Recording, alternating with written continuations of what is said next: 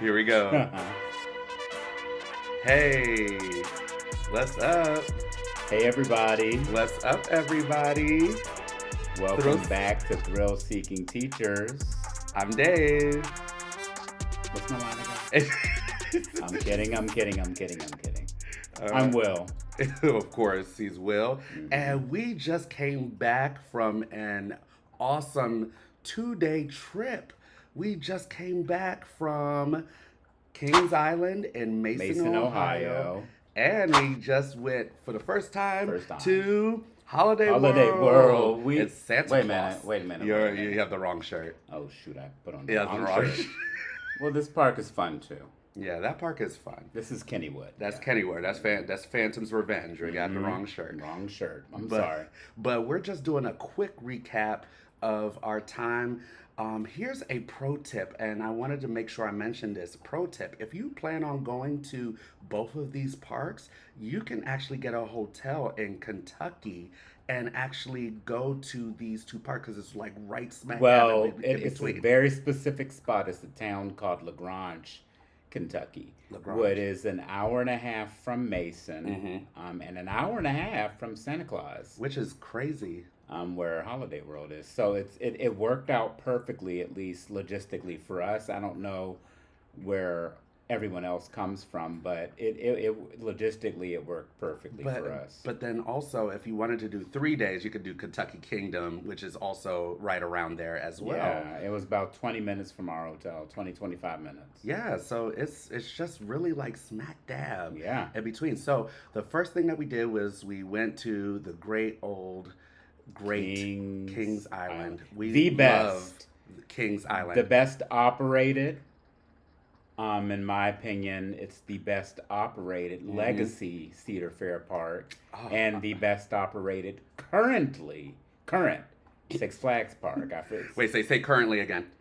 It's currently it is currently the best operated Six Flags Park in the chain. Yes, I'm telling you that park is amazing. All of the rides were running 2 to 3 train operations. Unlike some places. Wait, hold on, wait. Let me get the boo. Wait, no, there's no boo on here, is there? We're gonna go with that. We gotta go with that. But it's like it was such a great experience from top to bottom. The front end of the park needs a little facelift, but other than that, it was really good. We got, of course, Banshee, B&M, Invert, our favorite, actually. Both of our ours. favorites. And we've been on Montu, Montu. which is everyone else's favorite. I just love fun, Banshee. but Banshee's just better to me. Please, pro tip, also, please make sure that you do not eat before or because we always see an EMS there because somebody is throwing up, somebody is. Correct us if we're wrong, but the Banshee, as far as B&M inverts, doesn't have the most inversions. I do know that it's the most recent B&M invert. So I would imagine they probably, Kings Island wanted a custom layout, which they got. But that ride is amazing. Then of course we headed over to what was that one? The Racer. We did the Racer. Adventure Express. Oh, Adventure Express first. That was okay. It was okay. And then we did Racer. We've been on a better mine ride at Oh yeah, that is Silver a mine Dollar ride. City. Yeah. And then we did the Racer, which is was fun. old Woody, of course. It was nice and smooth. Had a couple of pops of air times. I enjoyed it. It's funny. I enjoyed the Racer at Kings Island more than the Racer at King's Dominion. But the big surprise was after that we went to Orion.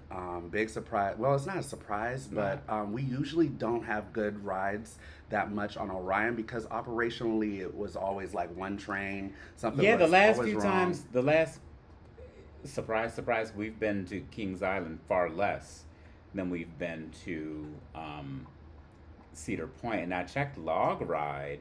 Yeah. I don't know if you all are familiar, but Log Ride is a app that's Ding, ding, ding. centered around enthusiast usage. It helps you track your We need to get attractions, sponsored by them. right? Because I think it's probably the second time I brought it up. But I Yeah. checked Log Ride, and this was only our fourth visit to Kings Island. Yeah, and we had been I to love Kings Island. Though. Cedar Point upwards of about 10 times. Yeah, Cedar Point is always something. I don't like that. I don't like how we bypass a great park like Kings Island in lieu of Cedar Point, even though operationally Well, Cedar Point has better rides. But Kings Island has better operations, like hands down. Like, Yeah.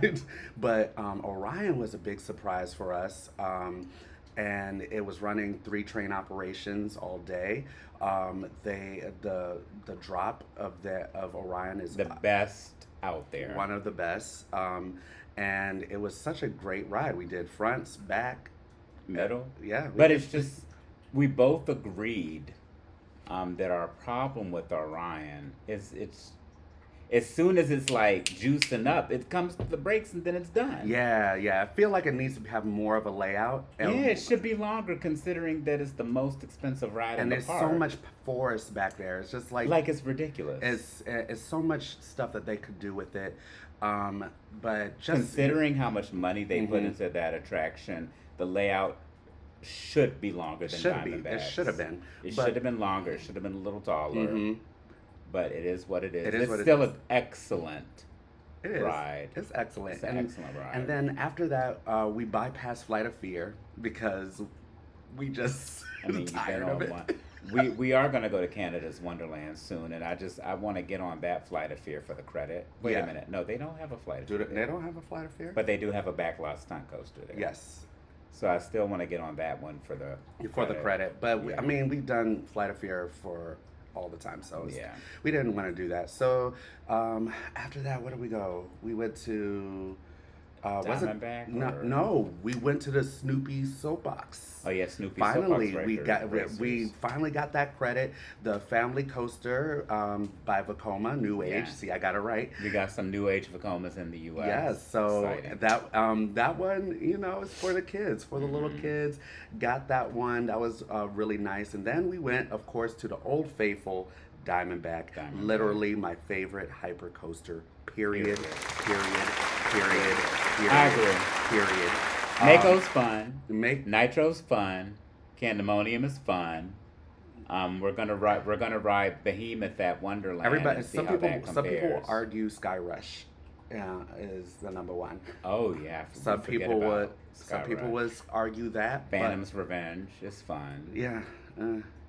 But I'm the Morgan Hypers are fun. I rule it more. I rule Diamondback Steel my number. Force. Yeah, I rule Diamondback more so because of its consistency and its absolute reliability. Mm-hmm. It is like the North Star of hyper coasters for me. It is such an awesome, consistent, great, relentless, fun ride every single time. All the time. And it's just so awesome. I can't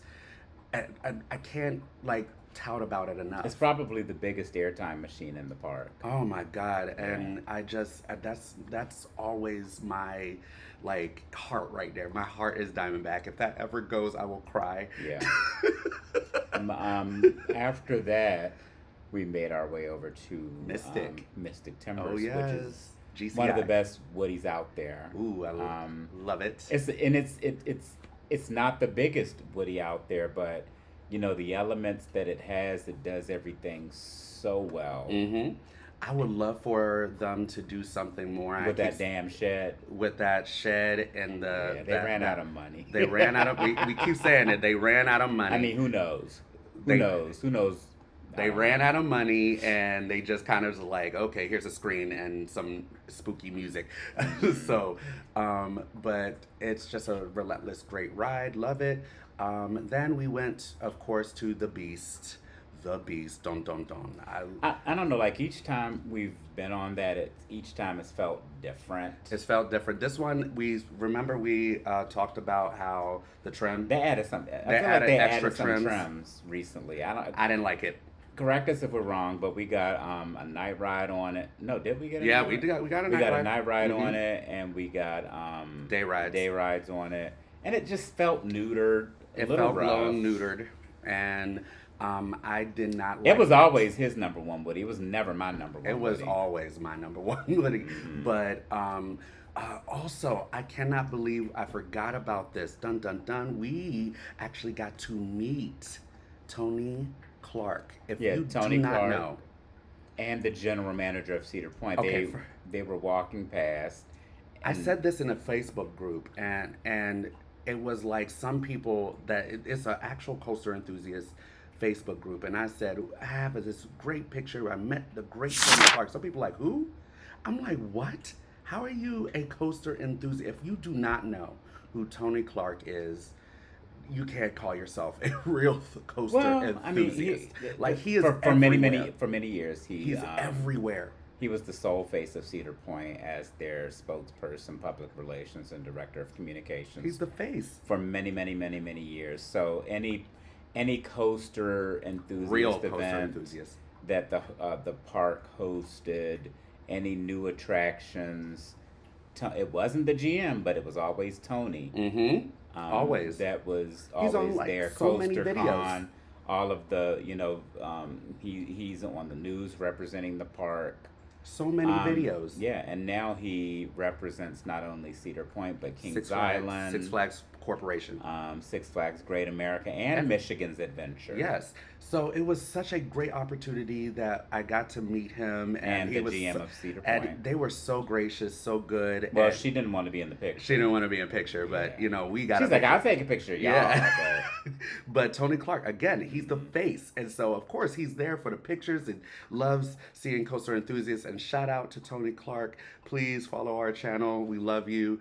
And yeah, so we got to do that. And then what else did we do that day? We did night rides. We spent the whole day there, got to see the drone show. Which the fact that parks like Dollywood and Kings Island, what I appreciate about the legacy Cedar Fair parks is that each one truly has its own identity. And Kings Island's like, we're going to do our own thing. We're going to use money. And we're going to have a drone and fireworks show every damn day upon closing. And the other ones don't do that. Cedar Point doesn't do it. Mm. Knott's Berry Farm, to my knowledge, doesn't do it, which is the most themed Six Flags park out there. Knott's Berry Farm. I'm surprised they don't do it. Mm. Maybe correct me if I'm wrong. I don't know. I don't Does know about Knott's that one. Berry Farm do a fireworks and drone show? I don't know. I don't know. We'll find out. Find soon. out. But now here's the thing. We did that for day one, went to sleep, got up, and then decided to go to Holiday World in Santa Claus, Oh Indiana. my goodness, drove there. So let's talk about it. We went to Holiday World. First of all, that park has been on my list Bucket list. for over a decade Oh, my because goodness. of there's this event that Holiday World. See, look, I always have a problem with Yeah, it. there's an event Holiday World holds annually. It's called Hollywood Hollywood Nights, where they for 2 days they choose a movie theme and they base the theme of their biggest ride off of this movie, and they allow enthusiasts for a few hours, well into the wee hours of the night, to ride the incredible voyage, trimless. Wait a second. Say that one more time. Riding the voyage trimless. Yes. Dun dun dun. I'm sorry. Now, even with the trims, it's already relentless. The pacing is already relentless from the minute you go off the first drop to the very end to where you come to the brakes. It just has the brake run, which you would think completely neuter the experience, but it doesn't. It gets faster and faster and faster after you go down that triple down. But imagine that triple down with no brakes. Yes, I can't wait. Could you imagine? I cannot Like wait. that has to be. It has to feel unsafe. Holiday World, if you're listening or you hear this, please, for the love of God, let us get tickets. I don't know how. At last year, and we're going to talk about this in the show. Last year, I literally stayed and waited until the time it was there, and I went at 12:05. I remember 12:05. I literally stopped my class as a teacher. You're like, hold on. Hold on. I literally went, and it sold out in 5 minutes. There is no way either that there's people doing bots or AI or something. Look, Holiday World, I think we need to talk. We need to talk. We need to Holiday talk World. because that's not fair and equitable. Okay, we want to, other people will love to do this too, and we need to talk about that. But talking about the day, first of all, we went there, saw the little Christmas theme there, and yeah, you opened the park in the Christmas section. Will was upset because I was a little disappointed because there was no. We've been to some pretty elite theme parks, and the best Christmas store that I've ever experienced at a theme park was Silver Dollar City. Yes, that was fun. Second favorite, Dollywood, and my third favorite Christmas store is maybe Universal. Mm-hmm. But you didn't like that one. It was okay. You didn't like it. I mean, it was just the Christmas stuff looked a little tacky. Yeah, but Christmas is his thing. Yeah, but I love Christmas. So like, I even went to Christmas store at Knoebels. It was cute. Yes, but he was expecting. I was expecting Santa Claus, like a knockout. Indiana. Yeah, I was because it's in Santa Claus, Indiana. You would think that at Holiday World, I expected to be blown away by their Christmas store, and it was just a general store. It was a general store. Yes, so we did that. Very surprised. So we did that. Yeah. So first ride we did was the Raven, which we was talking about that has some real bad operation. It was problems. So bizarre. Very, very bizarre. The what we was talking about was sometimes when you have these family parks, they kind of skimp on some of the things that will make these rides a lot easier to put out of the station. And what they do is kind of a visual brake run and visual block zones. There it is. They have to visualize the block zones. Now, correct us if we're wrong. Do they have at Holiday World on their wooden attractions computerized block zones where I don't think it felt like they didn't, because we saw a lot of looking out the window to see when the trains come in. So it was running 2 trains, but they waited. Well, that park is a 2-train park, period. Right? But they were running everything they had. But the problem is that instead of putting people on and getting them ready, so by the time they see the other ride going, they could just send out the other one. What they were doing was making people wait long periods of time before they even let them on, and it was just like and it was just that ride they did that at. Well, was it? Well, no, because they were letting other people get on at the other two. Okay. I kind of saw that a little bit on the Voyage, a little bit. But they were eating through that line. Yeah, they were going a little bit better. But Raven was really bad where we waited. It was the worst. Yeah, that was really bad. And it wasn't like they had a lack of people. Yes, and it was. I don't know if it was the training or. And I even asked the young lady. I said, "Why?" She was like, "I was like, why are the dispatches so slow?" She don't know. On this, she was like, "I don't know." Yeah, she don't know. She just like I think they have a lot of young kids there. Of course, these are teenagers. And I think it's a very big lack of training in terms of the ride operations, and how to efficiently take people and put them on the ride. It's a lack of training. I've heard other people say that their ops were mid, so I wasn't surprised. Yeah, but mid to almost bad.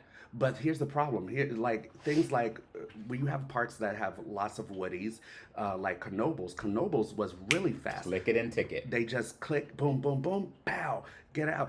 Especially with woodies. Woodies are not something where it's so much computerized stuff. Literally, you click the seat, pull it down, clear, boom, and it's literally, that's usually why they eat through lines, because it's not really that hard to kind of push out woodies. So for it to be so long, it kind of really was off-putting. So again, operations can make or break an experience at any park. And the Raven was a mid anyway. It was, felt yeah, it like was a mid. family coaster. Yeah, We was didn't get to the hits until we got Legend. Yes, we did the Legend. The Legend set the precedent for the rest of the day. That was a great lateral force. Oh my God. Ride. You're going to lean to the left The entire time. Like, just be ready to lean to the left. It had pops of airtime, lateral forces. It was a great show. Oh my God! It was great.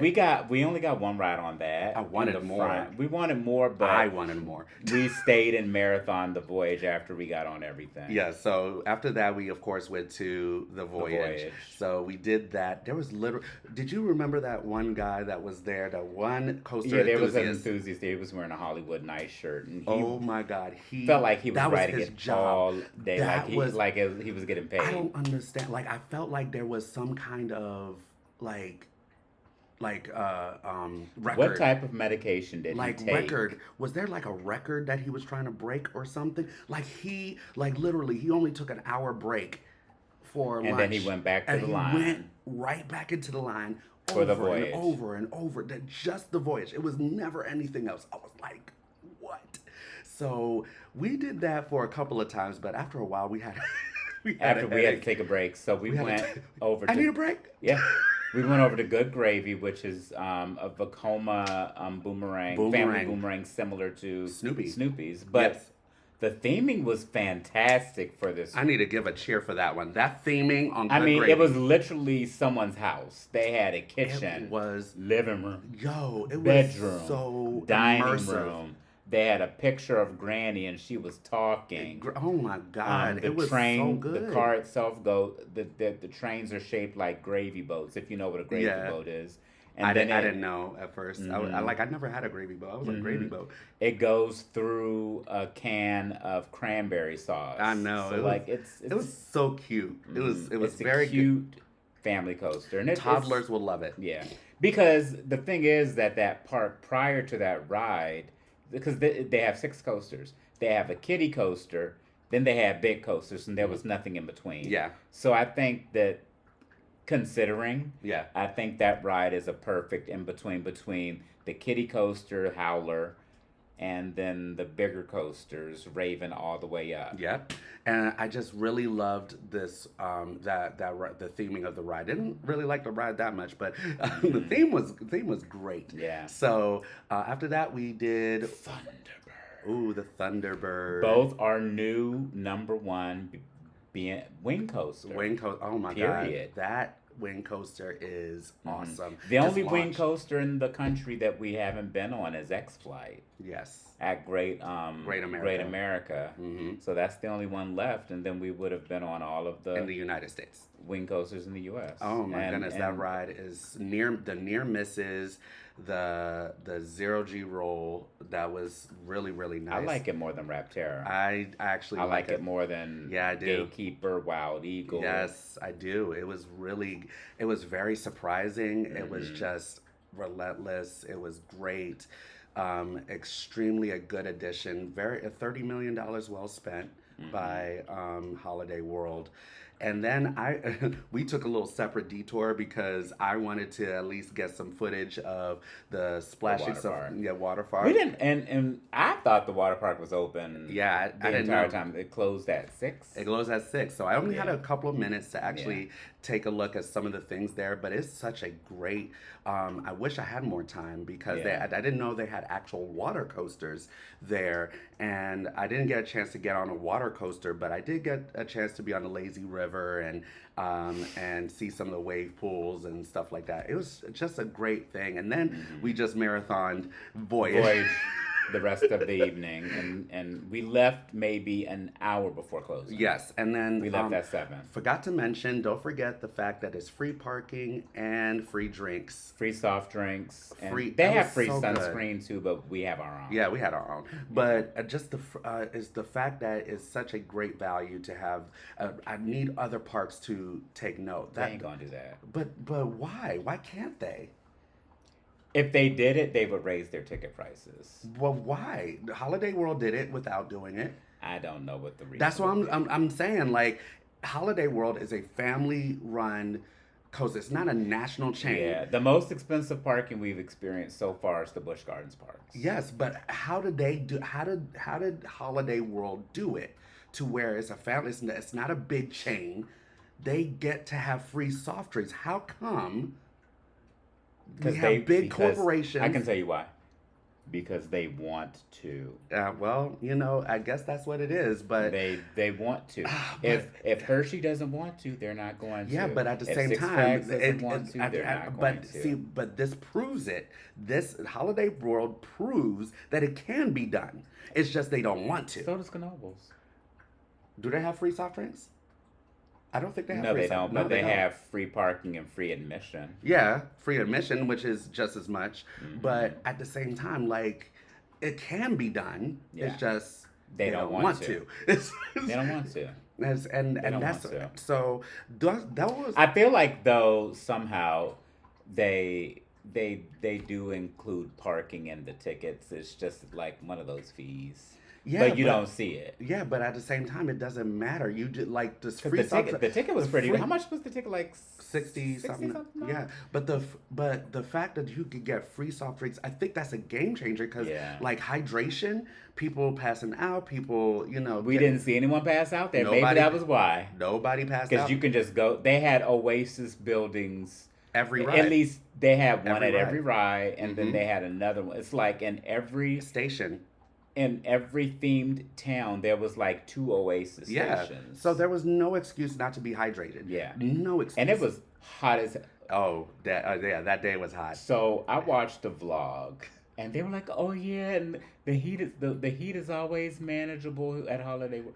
They told a damn lie. That was the hottest and most uncomfortable I have ever been at a theme park.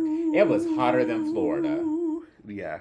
It was hotter than Florida. That humidity. I didn't know Indiana got that hot. It was hot as hell, but we were having a great time. It was so good. So put your thoughts in the comments. What did you think about Holiday World? What did you think? If you've been, what did you think about Kings Island? Let us if you've been and tell us where we should go next. Well, I kind of already alluded to where we're going. I said we're going to. So Dave and I are approaching pretty important milestones in our coaster count. So I keep count. Dave doesn't use Log Ride. No. But we for the most part we've been to all the same parks. I only have one park, actually 2 parks over him. The Walt Disney World Resort. Oh yeah, I don't do that. Which has I've been on 1, 2, 3, 4, 5 coasters at Disney. And Six Flags New England. I've been on all of those coasters because I lived in Boston for some time. Mm-hmm. So I have several more coasters, maybe a 15 coaster advantage over Dave. So I'm at 190. And at our trip to Canada's Wonderland, they have 18 coasters. So I'm going to reach a 200 milestone at our next trip, Canada's Wonderland. Yay. All right, well, let us know what you think. Fury. Yeah. Wait, hold up. Say it again.